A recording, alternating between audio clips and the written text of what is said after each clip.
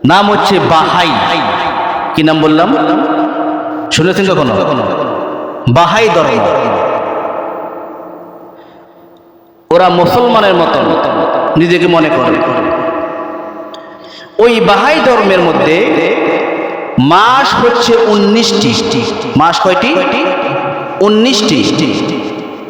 আর ওদের মাসগুলা পূর্ণ হয় 19 দিনে। ওই জন্য ওরাও এক মাস রোজা রাখে, 19 দিন রোজা রাখে তারা। তাদের ধর্মের মধ্যে তারা সমস্ত ধর্মকে তারা শিখিয়ে দিয়েছে। তারা সকল ধর্মকে বিশ্বাস করে, মুসলিম ধর্মকে বিশ্বাস করে। কিন্তু এরপরে তারা বলে যে বাহাই, যার নামে ধর্ম, সে হচ্ছে আমাদের জন্য শ্রেষ্ঠ নবী। বলেন নাউজুবিল্লাহ।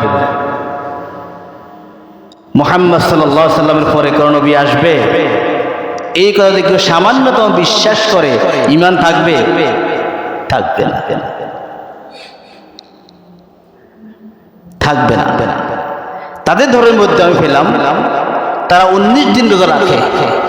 তাদের মাস হচ্ছে 19টি। তাদের স্লোগান হচ্ছে মুসলিম আমার ভাই, খ্রিস্টান আমার বন্ধু, আমরা একসাথে চলতে চাই। এমন ভালো স্লোগান দিয়ে মুসলমান হওয়া যায়? না না, শুধু ভালো কর্ম করলে মুসলমান হওয়া যায় না। যে ভালো কর্ম করলে দুনিয়ায় সে জান্নাত হবে, এটা হবে না।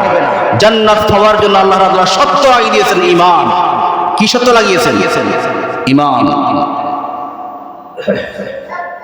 ঈমান নেই, দুনিয়া যত ভালো কর্ম করি না কেন, যতই ভালো কথা, যতই সুন্দর, যত ইনসানের খেদমত করি না কেন, যতই মানুষের খেদমত করি না কেন, ঈমান নেই, ঈমানের পরিপূর্ণতা নেই, আপনার সেই ভালো কাজগুলো পরকালে কোনো কাজে আসবে না। কোন কালে? পরকালে। পরকালে আপনার ভালো কাজগুলো কাজে আসতে হলে অবশ্যই ঈমানের পরে